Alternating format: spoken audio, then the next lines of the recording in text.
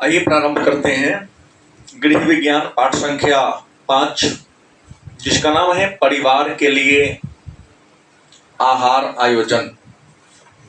Topic का नाम क्या है? परिवार के लिए आहार आयोजन। तो आप सब एक बात जानते हैं कि आहार का मतलब क्या होता है। आहार का अर्थ, तो आहार का शाब्दिक अर्थ होता है भोजन। आहार का मतलब क्या होता है? भोजन। और हम भोजन इसलिए करते हैं ताकि भोजन से हमें ऊर्जा की प्राप्ति हो सके। यदि भोजन करने से हमें ऊर्जा की प्राप्ति न हो तो हम भोजन को स्वीकार नहीं कर पाते। तो आहार का शाब्दिक अर्थ क्या होता है? भोजन। क्या होता है? भोजन। और हम आहार लेते क्यों हैं?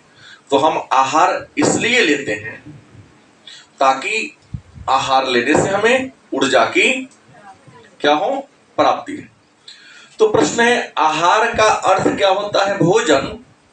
तो दूसरा प्रश्न आपसे होगा जो पाठ का नाम है कि आहार आयोजन क्या है। आहार आयोजन क्या है? आहार आयोजन क्या है या आहार आयोजन से आप क्या समझते हैं? तो आहार आयोजन का मतलब होता है, आहार आयोजन का मतलब उस आहार से होता है जिस आहार में सभी प्रकार के पोषक तत्व उचित मात्रा में या संतुलित मात्रा में क्या हो? मौजूद हो। मतलब आहार आयोजन क्या है? तो आहार आयोजन क्या है? एक प्रक्रिया। क्या है? एक प्रक्रिया है जिसमें सभी प्रकार के पोषक तत्व उचित मात्रा में क्या हो? मौजूद हो। आहार आयोजन एक प्रक्रिया है। कैसी प्रक्रिया? तो उसमें सभी प्रकार के पोषक तत्व, मतलब आप जिस उम्र के हो उस उम्र में कितना वसा चाहिए, कितना प्रोटीन चाहिए, कितना खनिज लवण चाहिए, कितना कौन सा विटामिन चाहिए, तो आपके आहार में, आपके भोजन में सभी प्रकार के पोषक तत्व, सभी प्रकार के विटामिन अगर प्रचुर मात्रा में क्या हो? उपलब्ध हो, मौजूद हो, तो इसी ही हम क्या कहेंगे? आहार आयोजन। तो आहार आयोजन करने के लिए आप क्या करते हो? आहार का आयोजन करने के लिए हम क्या करते हैं? भोजन पकाते हैं।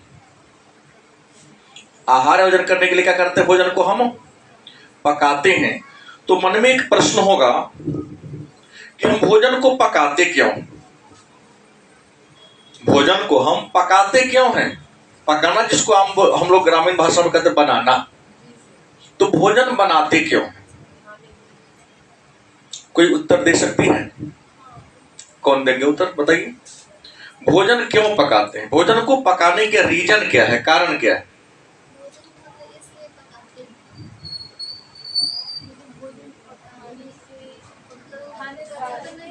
नहीं, भोजन पकाने के पीछे पहला रीजन ये है कि भोजन यदि पकाते हैं तो वह भोजन, पका हुआ भोजन हमें आसानी से पच जाता है। पहला बात।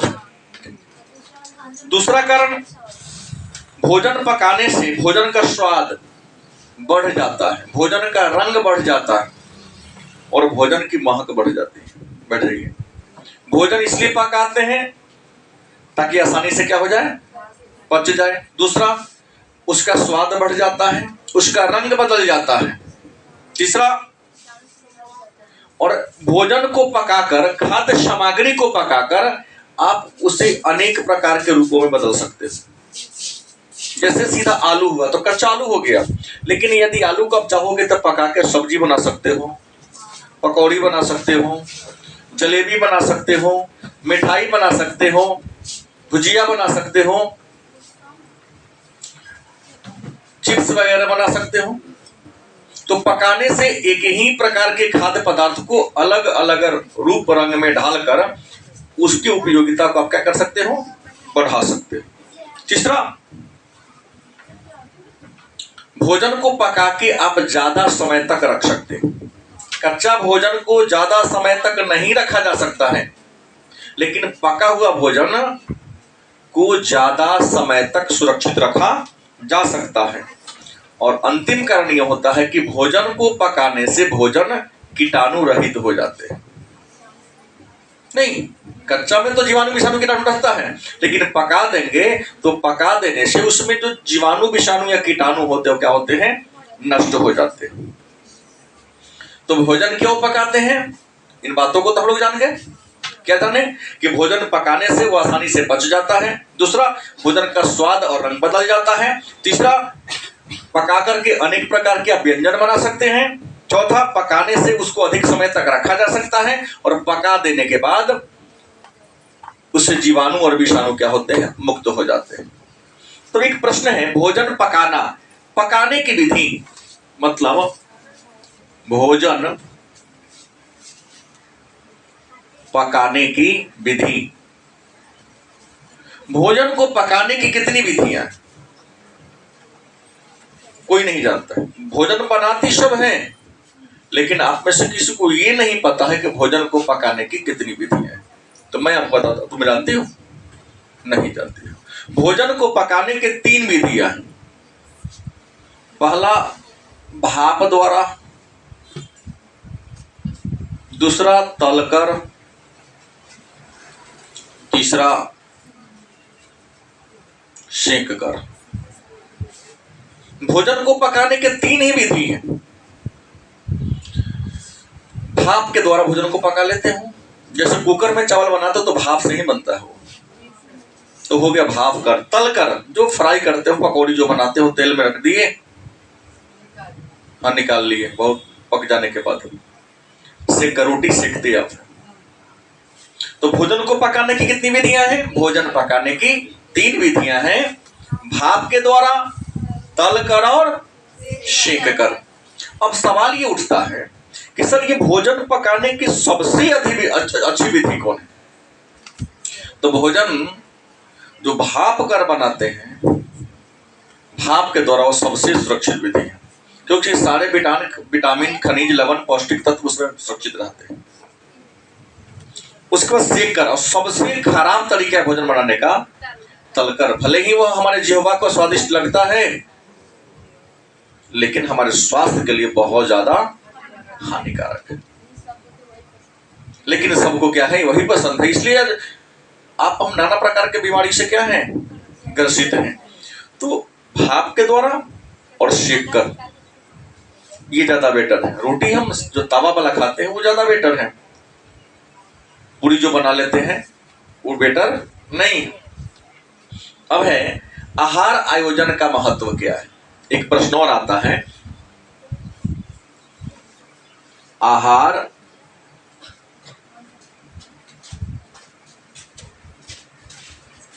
आयोजन का महत्व, मतलब हम सब आहार का आयोजन क्यों करते हैं? आहार के आयोजन करने से लाभ क्या है, उसकी उपयोगिता क्या है, इसका हमारे लाइफ में, हमारे जीवन में क्या महत्व है? तो देखो, आहार आयोजन हमने पहले ही बता दिया। आहार आयोजन एक प्रक्रिया है जिसके द्वारा सभी प्रकार के भोजन, जिसमें सभी प्रकार के पौष्टिक तत्व उचित मात्रा में क्या होते हैं। तो आहार का आयोजन हम क्यों करते हैं?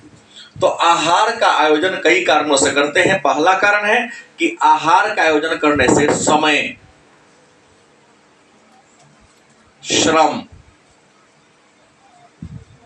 तथा पूंजी की बचत होती है। कोई पूछे कि आहार आयोजन का महत्व क्या है या आहार आयोजन का लाभ क्या है, तो आहार आयोजन का महत्व ये है, आहार आयोजन का लाभ ये है कि आहार का आयोजन करने से हमें समय की बचत होती है। पता है ना कि हमको महीना में किस दिन कौन प्रकार का भोजन करना है।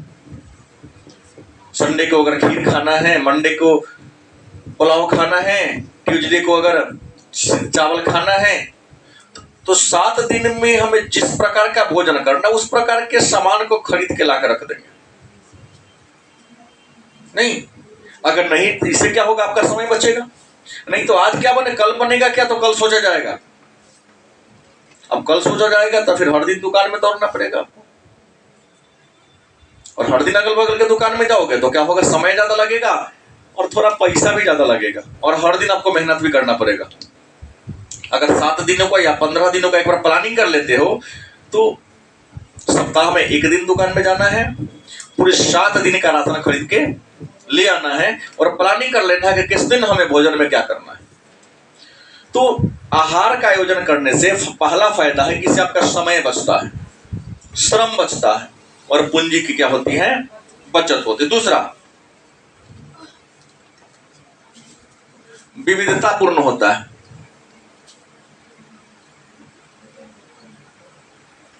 आहार का आयोजन करने से आपको विविध प्रकार के भोजन मिल जाते हैं। जैसे आपके सरकारी विद्यालय में जो मिड डे मील चल रहा है, याद रखिएगा, रूटीन में लिखा हुआ है, छोला भटूरा कब देना है, चावल कब देना है, खिचड़ी कब देना है, राजमा चावल कब देना है, चना चावल कब देना है।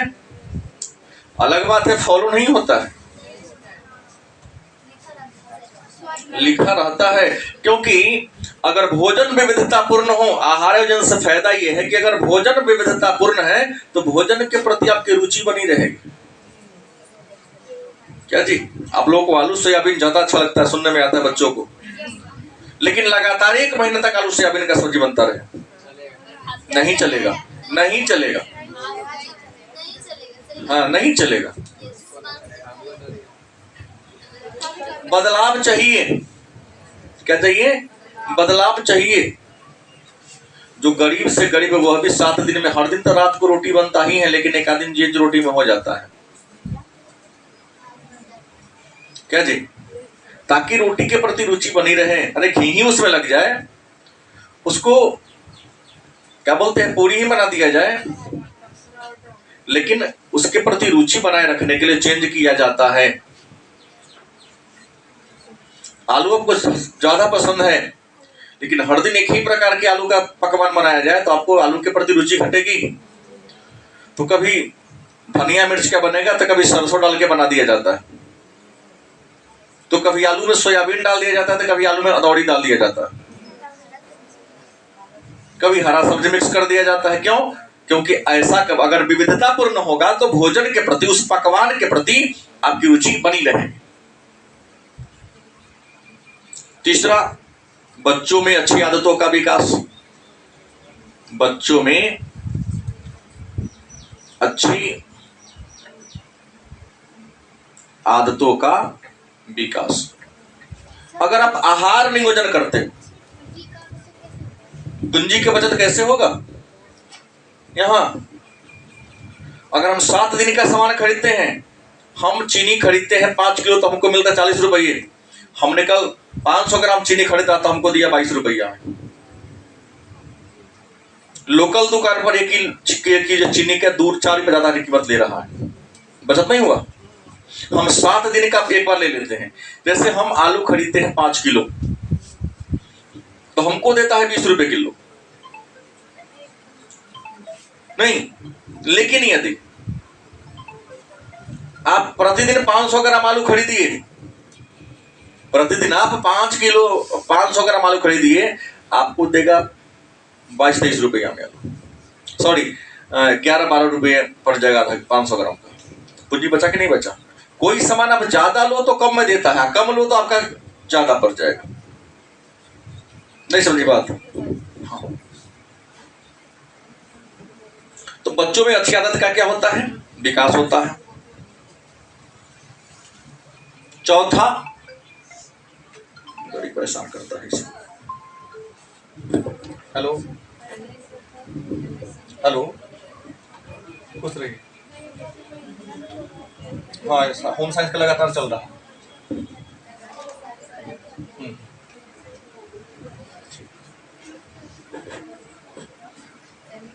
हमने कहा बच्चों में अच्छी आदत हो गया। इसके बाद क्या होता है कि बच्चों में अच्छी आदत कैसे होगा? अगर हर दिन हर प्रकार का भोजन होगा तो बच्चा की मजबूरी हो जाएगी। जैसे इसने कहा कि हमको 1 महीना भी आलू सोयाबीन का सब्जी दिया जाए, गुड़िया ने कहा, तो हमको रुचि नहीं घटेगा उसके प्रति। इसका मतलब इसे कद्दू या अन्य हरी शाक सब्जी के प्रति से कोई रुचि नहीं। इसके बाद से हमको यही क्लियर हुआ क्या जी? या उस दिन मुंह नाक टेढ़ टाढ़ करती होगी कि नहीं मुझे ये पसंद नहीं।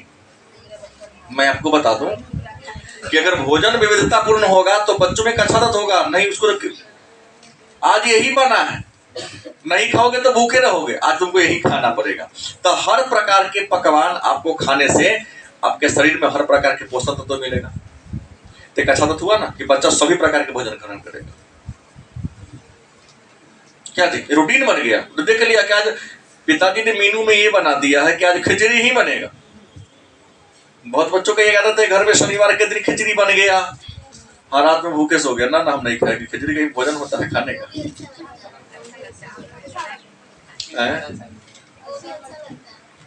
अच्छा, मेरे सामने लग रहा है केवल क्या जी? बहुत लोगों को मेरे सामने प्रशंसा, झूठी प्रशंसा हासिल करने के लिए कि अच्छा लगता है, लेकिन रियल में बच्चों को खिचड़ी अच्छा लगता ही नहीं। हाँ, तो बच्चों में अच्छी आदत का विकास होगा। इसके अलावा कम बजट में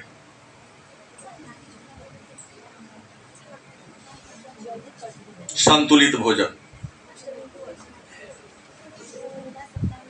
आहार नियोजन से एक और फायदा है कि अगर आपके पास पैसा भी कम है ना, तो कम पैसा में ही, कम आय में ही सभी प्रकार के पकवानों को आप खा लीजिएगा। तो रूटीन बना हुआ है।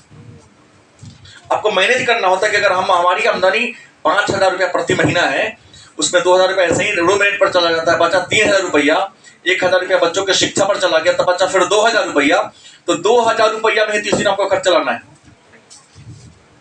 अब 2,000 को ऐसे डिस्ट्रीब्यूशन किया जाएगा, बंटवारा किया जाएगा कि सभी प्रकार के पकवान क्या होगा, बन जाएगा। तो कम बजट में भी, अगर आपका बजट छोटा है, उसमें भी आप सभी प्रकार के भोजन प्राप्त कर सकते हैं। ये हो गया आहार आयोजन के महत्व। और दूसरा प्रश्न है आहार आयोजन का सिद्धांत। एक और प्रश्न आता है, आहार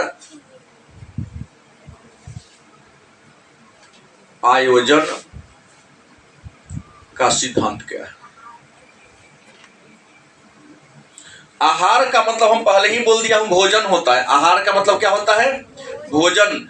तो आहार के आयोजन का सिद्धांत क्या है? तो पहला बात यह है, आहार आयोजन का पहला सिद्धांत है कि यह हमेशा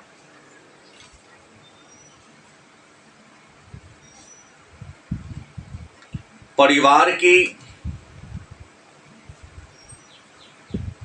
आवश्यकताओं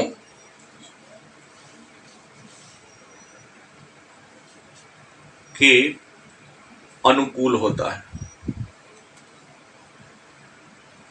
देखिएगा, जब आहार बनता है ना, आपके घर में जब भोजन पकता है ना, तो आपकी मम्मी हमेशा इस बात को ख्याल रखती हैं कि घर में किस सदस्य की रुचि कैसी है।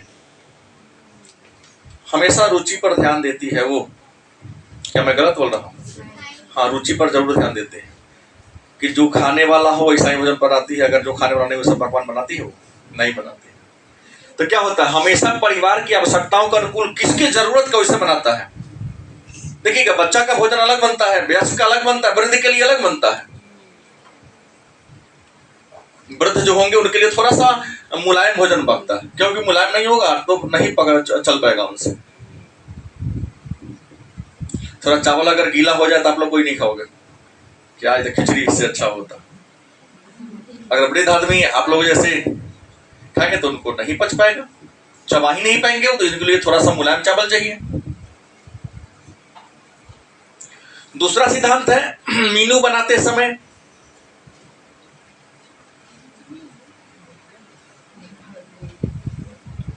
सभी प्रकार के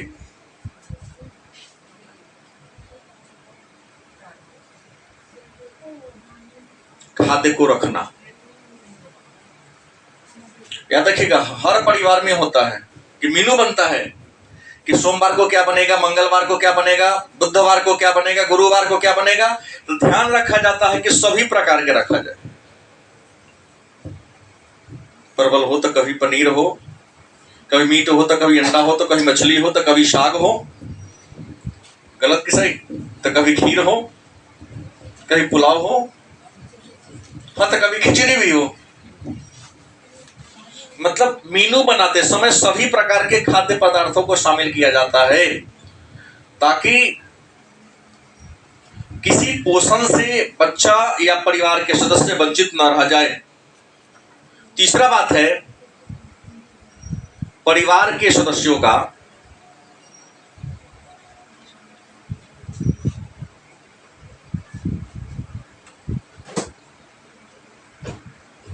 रुचि पर ध्यान।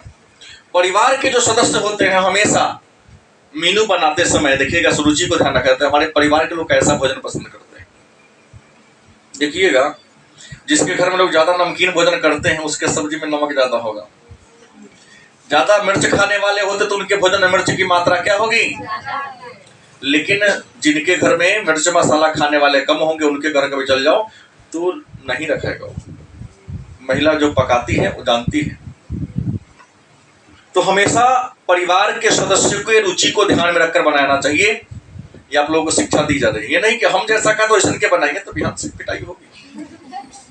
तुम्हारे मम्मी पापा को कंप्लेन आएगा कि आपकी अपनी बेटी को तो सिखाया ही नहीं भोजन बनाने का, इतने दिन से मेरे घर में न रही है, इसको ख्याल ही नहीं है कि किसकी रुचि क्या है, कौन कैसा भोजन करता है। तो हमेशा इस बात को ख्याल रखना है।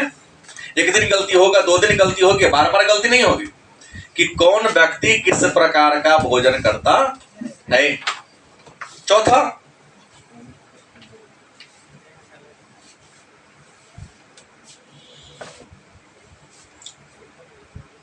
आहार जो भूख को क्या कर सके, मिटा सके। हमेशा ऐसा आहार बनाइए, ऐसा भोजन बनाइए जो आपके भूख को क्या कर सके, मिटा सके। अब ये नहीं कि आपको पसंद है खूब पानी पूरी बनाओ तो पानी पूरी का भूख मिटाएगा। चाउमीन बना तो आज रात को चाउमीन भोजन बनेगा। चाउमीन नाश्ता की चीज होता है, पानी पूरी थोड़ा सा ये सब फास्ट फूड हो गया। समय कम है, कुछ खाना है, इसके लिए हो ब्रेड बना लिए, ये सब चलते फिरते खाने का चीज है। याद रखिएगा आहार भूख को मिटा सके ऐसा होना चाहिए। पांचवा ध्यान रखेंगे, भोजन पकाते समय पौष्टिकता नष्ट न हो। याद रखिएगा जब आप भोजन पका रहे हो इस बात को ख्याल रखना है कि भोजन की पौष्टिकता नष्ट नहीं होनी चाहिए। इतना मत तलो कि तलते तलते उसमें से देखो विटामिन को 2 वर्ग में बांटा गया। विटामिन नाम अगर आपने सुना है तो जान लो विटामिन कौन कौन है, ए, बी, सी, डी, ई और के। विटामिन के कितने प्रकार हैं? अगर हम बात कर ले विटामिन की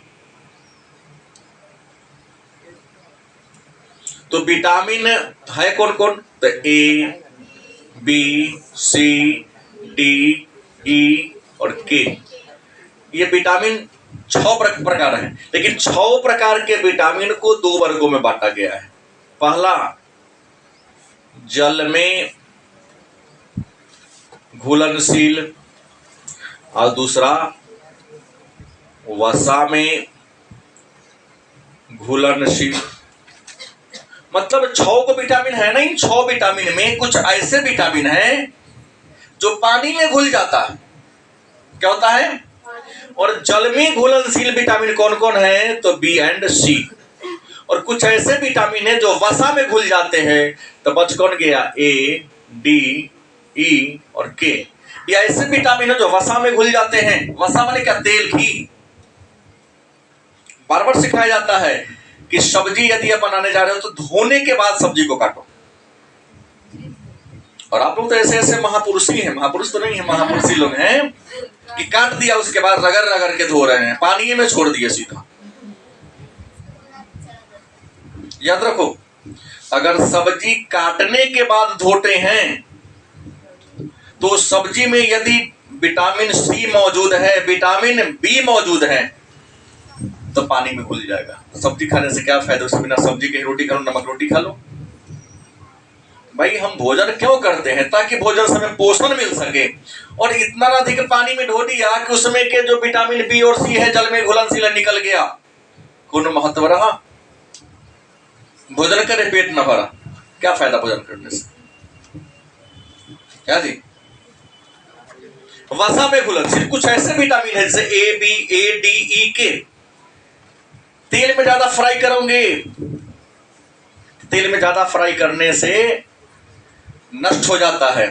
याद रखो, ज्यादा तेल में फ्राई नहीं करनी चाहिए। कभी आप बहुत अच्छे होटल में जाके खा के देखिए, उसका भोजन आपको अच्छा नहीं लगेगा। नहीं, आप लोगों को सड़क के किनारे जो खोमचा पर ठेला पर जो चाट बेचता है वो ज्यादा बेटर है। इतना सुंदर स्वाद तो मुंबई के होटल ताज का भी नहीं। सही बोल रहा हूं, क्योंकि आपको तो वह भोजन करने का ज्यादा आनंद आता है जो रोड पर गाड़ी चल रही है, पूरा मिट्टी पर डाल दिया, सब टेस्ट बढ़ता है। सुरती खा रहा है, खैनी खा रहा है, हाथ ऐसे पोंछ लिया, भैया थोड़ा 5 हमको 10 का पानी पूरी खिला दो। हाथ में मिट्टी लगा हुआ है, खैनी खाया, कपड़ा में पोंछा, उसी से ज्यादा बेटर है ना वो ना, वो आपको अच्छा लगता है। क्या सुजीत गलत बोला? और उसी को जो बड़े बड़े 5 स्टार होटल में बनाते हैं, तो बनाते समय ध्यान रखता है कि इसमें क्या क्या रखना है और उसका पोषण भी बचाना है। उतना ही तलेगा जितना कि विटामिन बी और सी उसमें से निकल ना सके। समझाया आप लोगों को जा रहा है। लड़कियों को गृह विज्ञान की शिक्षा इसलिए दी जाती है ताकि एक सबको पढ़ना चाहिए कि कैसे हम परिवार का आयोजन कर सके, भोजन को कैसे मैनेज कर सके, परिवार के सदस्यों को कैसे खुश रख सके, परिवार में सबके साथ मधुर संबंध कैसा हो, सबको पढ़ना चाहिए कम से कम इसका 10 चैप्टर तक। लेकिन प्रश्न है, जैसे ही होम साइंस का बात आता है, अरे भात दाल तरकारी बनाने की कला सिखाता है। अभी तक भात दाल तरकारी बनाने की कला मैंने सिखाया नहीं। आगे बढ़ेंगे तो मैं आपको पढ़ाऊंगा बैंक के बारे में पढ़ना, चेक के बारे में पढ़ना, LIC के बारे में पढ़ना है। भाई बचत करना भी तो आपको सीखना, कुशल गृहिणी बचत कैसे करेगी ये भी तो सीखना है ना। तो भोजन पकाते समय याद रखना है कि हमेशा पौष्टिकता नष्ट। आजकल के गृहिणियों का एक बहुत बड़ा ये फैशन आ गया है, परवल दे तो परवल को भी छील देगी, ऊपर से घिउरा को भी छील देगी। नहीं, इससे थोड़ा रुखरा लगता है, नहीं पकता है जल्दी। रे तुम्हारे पकने के लिए तो नहीं लाया गया, इसमें तो पोषण के लिए ना खा रहे हैं क्या जी? परवल को भी छील दिया जा रहा है, छीलने वाला जो यंत्र बना हुआ है 10 में बिक रहा है। हाँ, छीलना से घिउरा के ऊपर का भी छिलका को हटाता, क्यों खाए? कुछ लोगों तो मैं यहाँ तक देता, सेब के छिलका को भी छिलके खाता, क्यों से खा रहे हो? उसके छिलका में ही कहीं तो इम्पोर्टेंस है। स्वास्थ्य के लिए छिलका वाला आलू का सब्जी ज्यादा बेटर है, क्योंकि छिलका आप खाते तो आपके पेट में रहता, जो जितनी गंदगी रहती है उसको साफ करके बाहर निकालता। सेब का छिलका भी वही काम करता है, छिलका ही आपने हटा दिया। नहीं, अगर रोड पर थोड़ा सा फ्रिक्शन ना हो तो गाड़ी चल पाएगी? फ्रिक्शन जैसे पूरा खत्म होगा तो आप खारा फिसलना शुरू कर देंगे, तुम खारा होकर चल ही नहीं सकते हो, गिर जाएगा। वो जो छिलका फ्रिक्शन का काम करता है, जो गंदगी होता है उसको रगड़ कर बाहर निकालने का काम करता है, उसी को। तब तो आजकल बहुत सारे लोग हैं, हर घर में एक आदमी ऐसा होगा जो सबसे लास्ट में बाथरूम में जाता होगा। हाँ, आधा घंटा ध्यान लगाता है, गर्म पानी पिएगा, 2-3 बार चाय पिएगा, तब उस कॉन्स्टिपेशन का शिकार है। हाँ, गलत खान पान के कारण ही कॉन्स्टिपेशन होता है। रेशेदार साग सब्जी खानी चाहिए। कई लोगों को तो मैं देखा हूँ जो भुजिया बनता है ना, उसके आलू का भी ऊपर वाला पलक छिलका छील दिया जाता है तब खाता है। नहीं, कुछ लोगों को मैं देखा हूँ। खैर, मुद्दे पर आइए। भोजन पकाते समय पौष्टिकता नष्ट न हो ऐसा काम करना चाहिए। विटामिन तो जो भोजन के माध्यम से नहीं मिलता, फल फूल के माध्यम से मिलता है। आगे चर्चा होगा ना। जैसे आंवला में विटामिन सी है, टॉपिक सबसे आगे आएगा। जितने भी खट्टे फल हैं उसमें विटामिन सी होता है। गाजर में विटामिन ए होता है, पालक में विटामिन ए होता है और आयरन भी होता है। केला खाओ, फल फूल और सब्जी में ही मिलता है सारे विटामिन। हाँ, अलग अलग में अलग अलग प्रकार का होता है। दूध में सभी प्रकार के विटामिन होता है, केवल विटामिन सी छोड़कर। पपीता में भी, सब फल में। हाँ, आम पक गया तो विटामिन ए मिलेगा, पका हुआ में नहीं पका तो नहीं मिलेगा। तो जितने विटामिन है किसी न किसी फ्रूट्स में, किसी न किसी खाद्य पदार्थ में मिलता है। इसलिए सभी मौसम में जो फल आता है फ्रूट उसको जरूर खाना चाहिए। छठा रीजन जान लो कि आहार उत्सव तथा धर्म के अनुसार। आहार बनाओ तो उत्सव के अनुसार हो। अगर होली में घर में मीट मछली सब बनाना अगर तो आपको बनाना पड़ेगा, तो रुचि परिवार के लोगों की होगी। सबके घर में बना, तुम्हारे यहाँ नहीं बना, परिवार के लोग उदास रहेंगे, सबके यहाँ बना, हमारे यहाँ नहीं बना। दीपावली में पकौड़ी बनता है तो पकौड़े निश्चित तौर पर बनाओ। और दीपावली के दिन मीट मछली बना दोगे तो परिवार के लोगों की जो रुचि है वो बेकार हो जाएगी। और धर्म के अनुसार भी, अगर इस्लाम धर्म के हर त्योहार में आप देखिएगा मीट मछली का संबंध होता है, ऐसा कोई तो वहां बनना चाहिए, नहीं तो उसका रुचि नहीं रह पाएगा। तो हमेशा धर्म और उत्सव को ध्यान में रखकर भोजन बनाओ। नहीं, घर में तुम्हारे घर में कुल देवता का पूजा, कोई राक्षस परिवार के सदस्य है, नहीं हमको तो आज मीट खाना है, तो लोग उसको हे दृष्टिकोण से देखेगा। वो कौन टाइप है पता ही नहीं चला उसका, नहीं कौन टाइप है उसका नहीं पता चलेगा। तो हमेशा पढ़ने से ही फायदा है कि आपको हमेशा अपने धर्म के अनुसार आचरण करना पड़ेगा और धर्म के अनुसार भोजन पर फोकस करना पड़ेगा और समय के अनुसार ही भोजन करना। ये आहार आयोजन का क्या है, सिद्धांत है। इतना करके आप अपने घर के लोगों को संतुष्ट। तो आहार आयोजन को प्रभावित करने वाले कारक हमने चर्चा किया और आहार आयोजन के सिद्धांत कौन कौन है। तो एक और प्रश्न आता है, आहार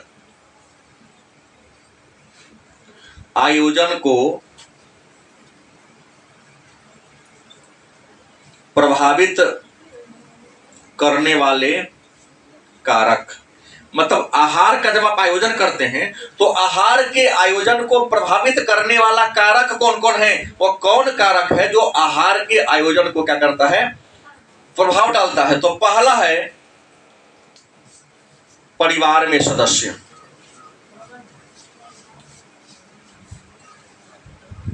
जिस परिवार में सदस्यों की संख्या कम है, और कुछ ऐसा परिवार है जहां सदस्यों की संख्या क्या है, ज्यादा है। याद रखिएगा, परिवार में सदस्यों की संख्या कम है तो गृहिणी को आहार का आयोजन करने में ज्यादा परेशानी नहीं होगी। 4 लोग तो ही हैं क्या जी, अब मान लो 4 लोग हैं तो 2 प्रकार की रुचि होंगे। कुछ लोग आलू सोयाबीन वाले आप लोगों जैसे होंगे और कुछ लोग हरी साग सब्जी 2 प्रकार की सब्जी बना देगा।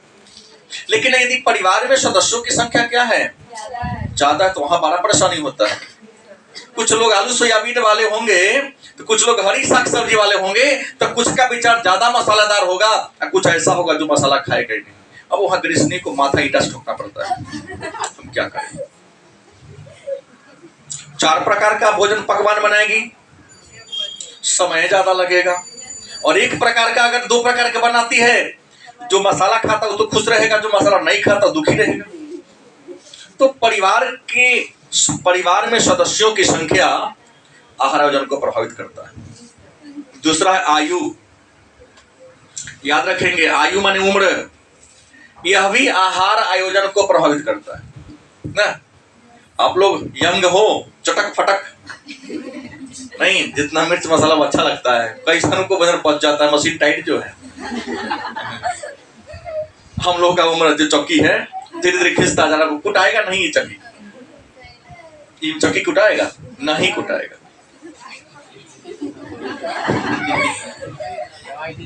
ना नहीं चलेगा। नहीं चलेगा। ईश्वर के द्वारा, प्रकृति के द्वारा बनाया गया ये जो पाचन तंत्र रूपी चौकी है हमारे पेट में, आप सब में भी है। आप बच्चे हो, आप यंग हो, कुछ भी खाओगे पच जाएगा। चौकी का दांत क्या टाइट है, रगड़ रहा है नहीं। जैसे जैसे उम्र बढ़ता जाएगा चौकी का दांत खियाता जाएगा। मशीन, अब जो गेहूं का दाना चल गया अंदर पिसावे नहीं करेगा, समोसा का टुकड़ा चल गया पिसावे नहीं करेगा, चावल का टाइट चल गया पिसावे नहीं करेगा, तो पेट खराब होगा, स्वास्थ्य गड़बड़ाएगा। क्या सुजीत कुमार गलत बात है? तो याद रखेंगे, आयु भी भोजन को प्रभावित करती, आहार आयोजन को प्रभावित करती है। जैसा भोजन आप सबको पसंद है, कि आपके दादाजी को वही भोजन पसंद है? झूठ नहीं बोलेंगे, दोनों में अंतर है। या जैसा भोजन आप करते हो, आपके घर में अगर 8 साल से कम उम्र के बच्चे हो, 5 साल से कम उम्र के बच्चे हो, सब कर पाएगा? तो उम्र के अनुसार आहार का आयोजन करना। देखिए, बनाते समय ध्यान देना हमेशा। गृह विज्ञान की शिक्षा माता के द्वारा अपने पुत्री को दिया जाता है, कैसे परिवार को मैनेज करके चलना है। तब तक किताबें बन गया है। YouTube है, ये है, देख के बना लेंगे। अब देख के बनाने के क्रम में एक दिन गुड़िया की कहानी सुन लीजिए। बोला इसके भैया की आज कल ही की कहानी है कि आज तू बनाएगी, तब 100 रुपया देंगे रक्षाबंधन का। लगी बने, उसको बनाने आता नहीं, बना रही थी खीर, किताब देख देख के पन्ना पलट गया, खीर में चीनी बादाम नमक डाल दी। गलत सही। तो YouTube ठीक है, लेकिन कहीं खीर वाला पन्ना के बदला में नमक वाला पन्ना पलटा गया, आप ध्यान दिए नहीं। हमने उदाहरण दिए, मान लो हमारे यहाँ जो है उसके नाम लेंगे मैं, व्यक्तिगत नहीं लेगी। तो हमने ये कहा कि बहुत ऐसे लोग जिनको नहीं पकाने आता, भारत का नक्शा नहीं बनाएगी, इसका पश्चिम बंगाल का बनाते, भारत देखा ठीक हो है, पश्चिम बंगाल इतना टेढ़ा जगह हिसाबे नहीं। तो प्रश्न यह है कि बहुत ऐसे लोग हैं जिनको बहुत प्रकार के पकवान बनाना, और YouTube की सहायता से जिसको थोड़ा आता वही बना सकता है, जिससे कुछ नहीं आता है वो नहीं बना सकता। और कोई भी तुम अपने आंख के सामने देखो, सीखो। जैसे तुम्हारी मम्मी पकवान बना रही है, मम्मी के बगल में खड़ा होके उनका सहयोग करते हुए सीखोगी, तो उसमें तू पारंगत प्राप्त कर लेगी, क्योंकि थ्योरी के साथ तो प्रैक्टिकल भी हो रहा है। और YouTube क्या है, वो केवल प्रैक्टिकल दिखा रहा है। वो सब्जी काट के रखा है, सीधे अभी चढ़ाया, कहा 10 मिनट 2 मिनट 2 सेकंड के बाद एकदम तला गया रहता है। वो तो पहले से कहीं ना कहीं रखा रहता, तुमको दिखाया करते लाके सामने रख देता है। इतना प्रकार के केमिकल का भी नाम रख देगा उसमें, मसाला मतलब केमिकल में बोला हूँ, जो आपके अगल बगल में मिलवे नहीं करेगा, दुकाने में नहीं मिलता। उससे अच्छा क्या है, मम्मी वाला YouTube देखो। हाँ, मम्मी जो YouTube पर लाइव चलाते हैं देखो, और तब जाके सीखो। हाँ, तो देखिएगा, भोजन पकाते समय उम्र को भी ध्यान में। इसके अलावे तीसरा है लिंग। क्या है? लिंग। तो मैं प्रश्न करना चाहूंगा, तू खड़ी हो, लिंग कितने हैं? इससे पूछा हूं ना, नाम बोलो। स्त्रीलिंग और पुल्लिंग। स्त्रीलिंग मतलब स्त्री, पुल्लिंग मतलब जिससे स्त्री जाति का बोध हो उसे स्त्रीलिंग कहते हैं, और जिससे पुरुष जाति का बोध हो उसे। याद रखेंगे, स्त्री के भोजन में और पुरुष के भोजन में अंतर होता है, याद रखेंगे। अगर सामान्य लोगों को छोड़ दिया जाए, मजदूरी करने वाले अगर स्त्री हैं तो उन्हें प्रतिदिन कम से कम 3200 कैलोरी ऊर्जा चाहिए। अगर पुरुष है तो उसे 3900 कैलोरी, हम लोगों जैसे लोग, क्योंकि हमारी मजदूरी ज्यादा हार्ड है, लेबर हमारा हार्ड है, तो 3900 कैलोरी ऊर्जा हमें चाहिए। मतलब तो महिला और पुरुष जो भोजन करता है, तो महिला में पोषक तत्व तो थोड़ा कम होगा तो चलेगा, पुरुष में कम होगा तो क्या होगा? तुरंत बीमार पड़ जाएगा। आप देखिएगा, डॉक्टर जल्दी बीमार कम पड़ता है, एक समृद्ध लोग बीमार पड़ते हैं लेकिन कम पड़ते हैं, लेकिन मजदूर बीमार ज्यादा पड़ता है, क्योंकि मेहनत ज्यादा करता है और उसके बॉडी को जितना कैलोरी ऊर्जा चाहिए उतना कैलोरी ऊर्जा मिल पाता है नहीं मिल पाता तो बीमार पड़ेगा। इसलिए बार बार आप लोगों को हम टॉर्चर करते हैं कि ये नहीं खाओ, वो नहीं, पौष्टिक चीज खाओ, वो मत खाओ जो, देखो एक लाइन में एक बात याद कर लो, मंत्र ही याद कर लो कि जो भोजन तुम्हारे जिह्वा को स्वादिष्ट लगता है वह तुम्हारे स्वास्थ्य के लिए हानिकारक है। नहीं, आप लोग खाते हैं कुरकुरे, एक निकालो, सलाई लगाओ, जलना शुरू हो जाएगा। कहीं कोई ऐसा केमिकल है, अगर वह तुम्हारे पेट में जा रहा है तो पेटों के अंग को तो जलाएगा ना वो। क्या दी? क्योंकि पेट के अंदर भी दहन की क्रिया के द्वारा ही भोजन पचता है। क्या मैं गलत बोल रहा हूं? भोजन को पकाना भी एक प्रकार का दहन ही है। अब तो जलने वाली चीज डालिए दिया तो शरीर के जो अंग तो इतना मुलायम है जिसका हिसाब है नहीं, तो तुम्हारे इंटरनल जो ऑर्गन है उसको क्षति पहुंचाएगा। तो याद रखेंगे, भोजन लिंग के अनुसार होना चाहिए। अगर घर में पुरुषों की संख्या ज्यादा हो तो आहार ज्यादा पोषक तत्व लिए होना चाहिए। महिला अगर स्त्री ज्यादा हो तो उसमें भी हो, लेकिन थोड़ा कम भी होगा तो क्या होगा, चलेगा। चौथा, शरीर का आकार। शरीर का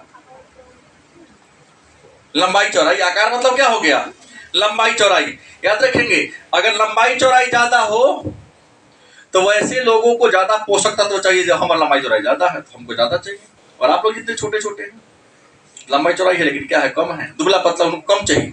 कम पर भी काम चलेगा, लेकिन जिनका बॉडी ज्यादा हेवी होगा उनको कम से क्या होगा, काम नहीं चलेगा।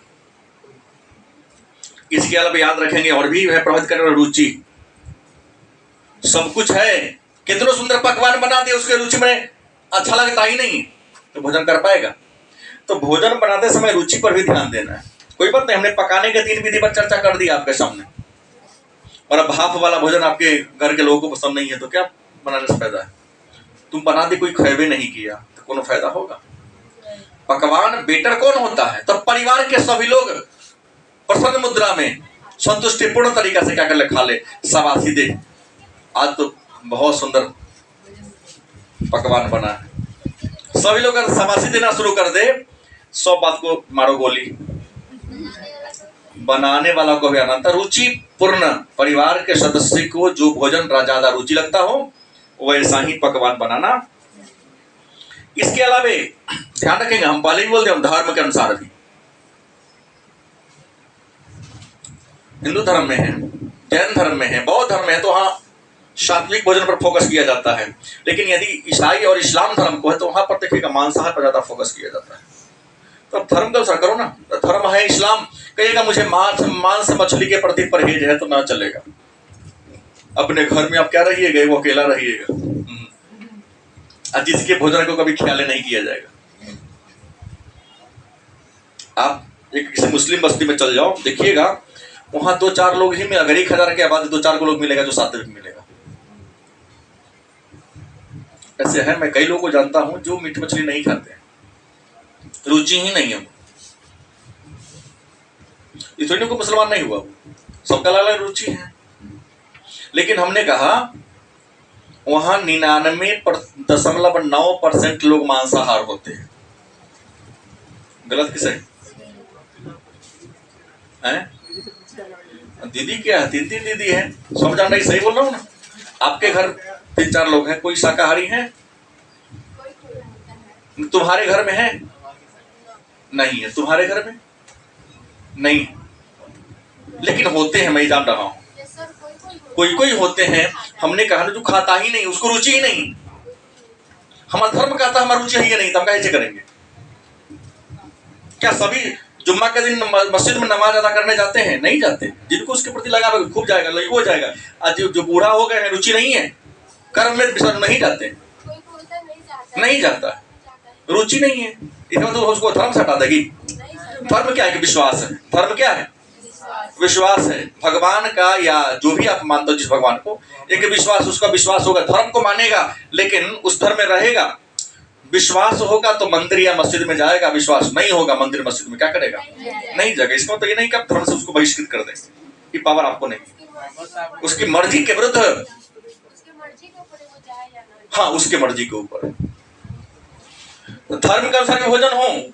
और एक बात और रखेंगे, मौसम और जलवायु, मौसम हुआ,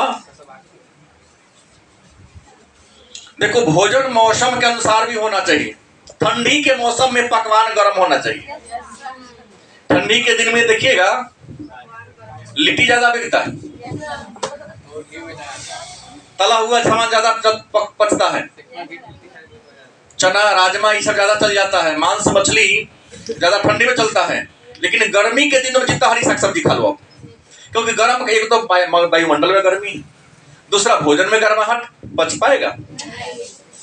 देखिएगा ठंडा प्रदेश के लोग हमेशा मांसाहार चना राजमा खाते हैं, और गर्म प्रदेश वाला लोग हमेशा हरी साग सब्जी पर फोकस करते हैं, ताकि उसको ठंडापन मिल सके।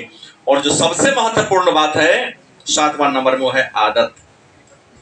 आहार को प्रभावित करने वाला सबसे बड़ा क्या है? आदत। याद रखेंगे, प्रयास करेंगे कि आहार बनाते समय हमेशा परिवार के सदस्यों के आदत पर, कि जिस चीज का उसे आदत है उसी को खिलाओ।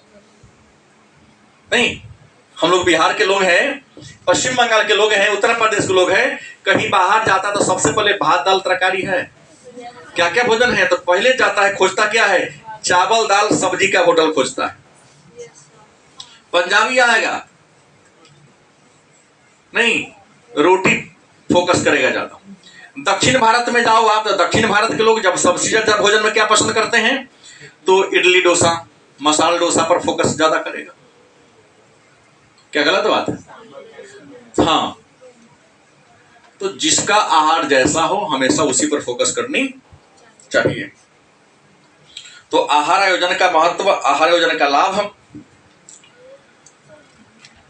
अब यहां छोटा छोटा टॉपिक आ जाता है कि पौष्टिक तत्व को समृद्ध बनाने की विधियां, मतलब भोजन में, भोजन को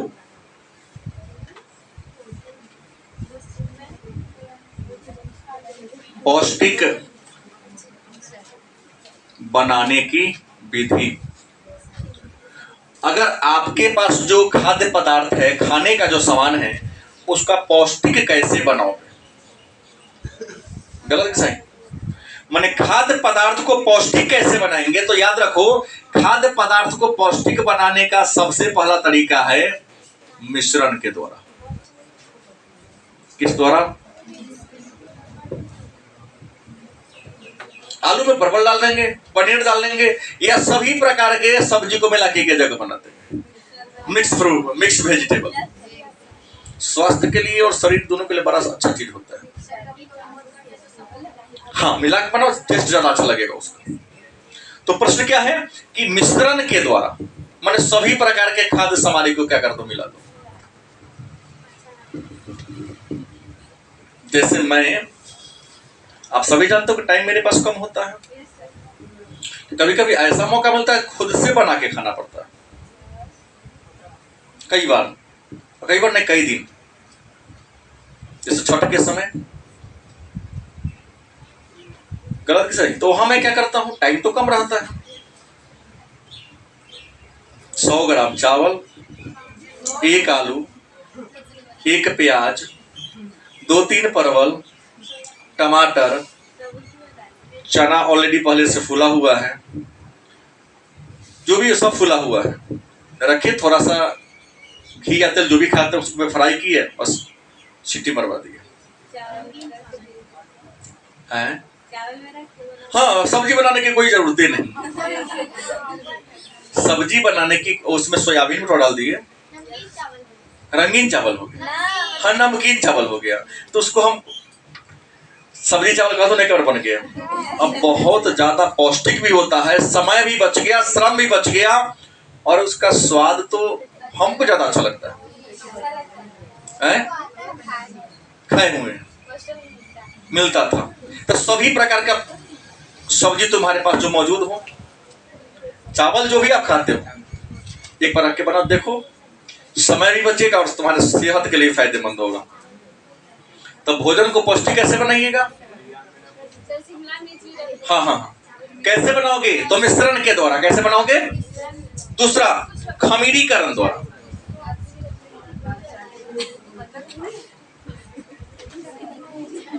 खमीरीकरण मतलब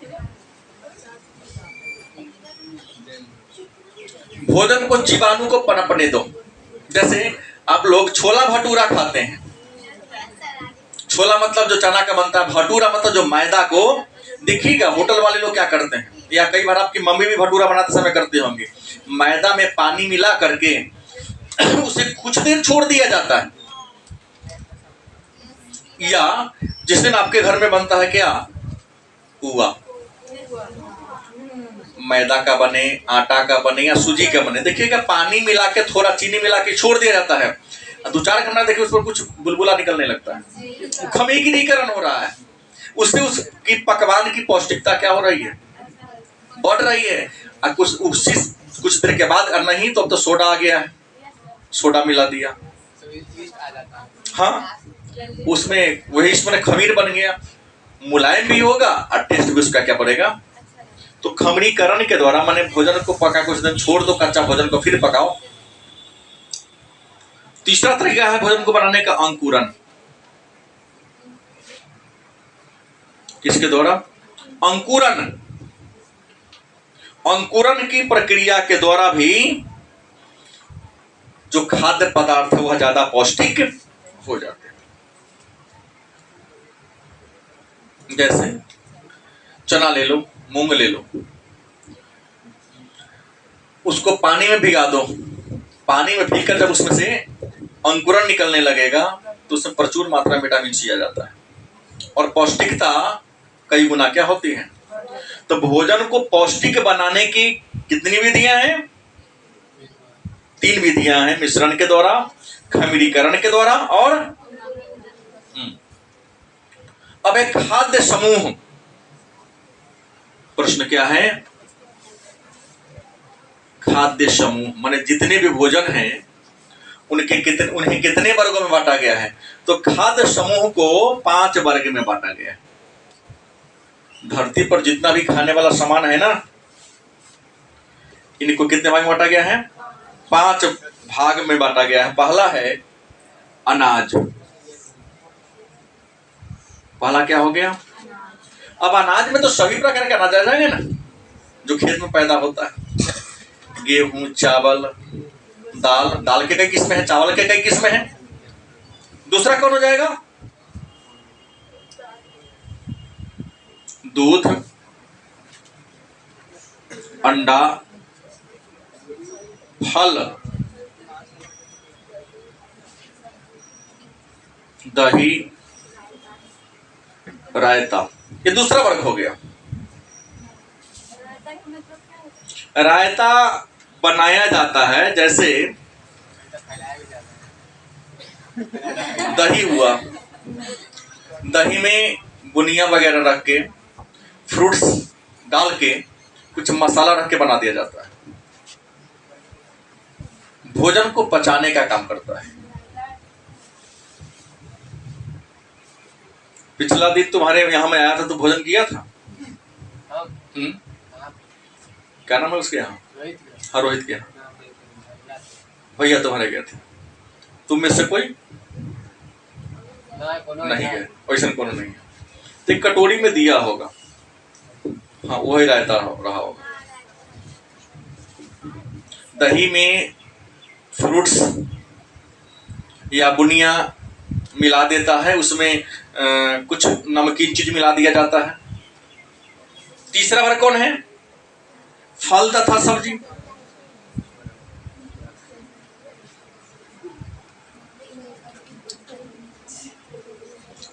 चौथा वर्ग कौन आ जाएगा, तेल, घी। और 5वां वर्ग में क्या जाएगा, मिष्ठान। तो भोजन खाद्य समूह के कई वर्ग है, 5 वर्ग हैं। ये 5 में संसार का सब पकवान आ जाता है। अनाज में सभी प्रकार के अनाज आ जाएंगे, दूध, अंडा, फल, दही, रायता, फल तथा सब्जी, तेल, घी। और अंत में बड़े बड़े रेस्टोरेंट में जाओगे या अच्छे लोगों के पार्टी में जाओगे, जब पकवान अपने यहाँ तो देखता हूँ जो बफ सिस्टम में सब प्रकार के पकवान को लाइन से सजा दिया। और आप लोग इतने होशियार हैं, चावल रख के मिष्ठान पर ज्यादा जोर देते हैं, उसको डेजर्ट कहा जाता है। भोजन के बाद जो मीठा लोग खाता है उसको डेजर्ट कहते हैं। सब खाना खाने के बाद अंत में 1 या 2 मिष्ठान खाओ। मीठ खाने से जीभ के अंदर जो सलाइवा होता है वो ज्यादा पैदा होगा और आपके भोजन को क्या कर देगा, बढ़िया से पचा देगा। और यहाँ तो क्या है, आप लोग जैसे महापुरुष लोग हैं, देखा करे मिष्ठान तो ऐसे ही चल रहा है तो ज्यादा फोकस कर दिया वहीं पर, जबकि ऐसा करना उचित है नहीं। बड़े बड़े अच्छे लोगों के पार्टी में जाओगे, सब्जी रखा रहेगा, मिष्ठान लोग लेता ही नहीं है। जब सब्जी खाना पीना खा लिया, हाथ मुंह साफ कर लिया, तो अंत में जाकर उस काउंटर पर, और यहाँ शुरुआतें करता वहीं से। खाने के भी तरीका हम लोगों का क्या तरह से उल्टा है, जानते ही नहीं है, तो जानना तो पड़ेगा ना। अब अलग अलग लोगों के लिए अलग अलग प्रकार के भोजन आती है। एक और जान लेता हूं, दैनिक आहार दिनचर्या। जी सर, मोहनपुर से लगभग कतन में आ जाए। एक मिनट, दैनिक आहार दिनचर्या, आपके डेली का आहार दिनचर्या कैसी होनी चाहिए, इस बात पर हम लोग फोकस करते हैं।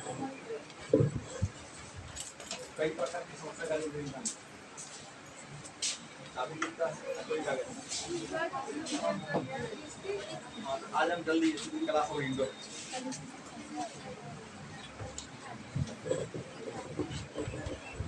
दैनिक आहार दिनचर्या की हम बात कर लेते हैं। अब डेली के आहार कैसा होनी चाहिए, तो देखो दैनिक आहार दिनचर्या में प्रातः काल की बात करते हैं। तो प्रातः काल में क्या होनी चाहिए, आपकी नाश्ता होनी चाहिए। क्या हो,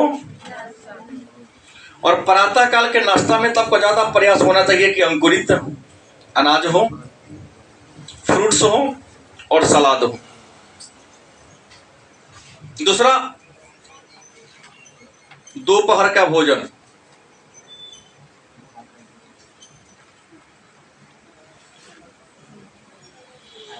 दोपहर का जो भोजन हो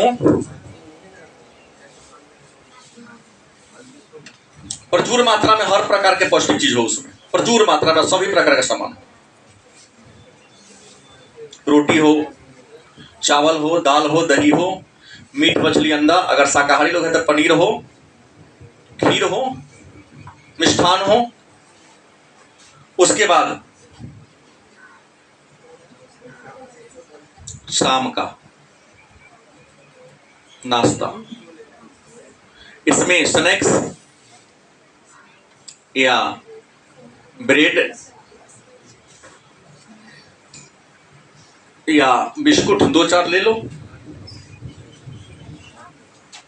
हम शाम के नाश्ता में, फिर अंत में क्या हो, रात्रि के भोजन की बात करते हैं। किसकी, रात्रि के भोजन की बात करते हैं। रात्रि के भोजन में भी मतलब आपका दैनिक आहार दिनचर्या में 4 टाइम आपको भोजन करना है। कितने टाइम, 4 टाइम आपको भोजन अवश्य करना है।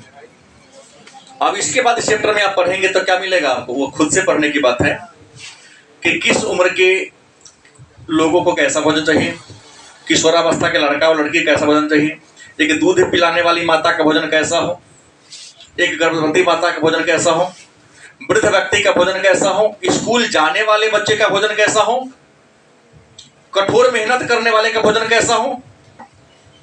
ये अलग अलग प्रकार के टॉपिक इन्हीं से बन जाते हैं। तो आहार, परिवार के लिए आहार योजना में इन चीजों को ध्यान में रखना है। और हमें उम्मीद है ये 4 प्रकार का टाइप समय जो आहार दिनचर्या है, ये बहुत कम लोग करते हैं, नहीं चलेगा। देखिए वो जो डॉक्टर लोग हैं, जो बड़े बड़े पोस्ट पर, वो लोग इस पर फोकस करते हैं, इसलिए वो लोग स्वस्थ रहते हैं, और हम लोग नहीं करते इसलिए हम लोग स्वस्थ नहीं रहते।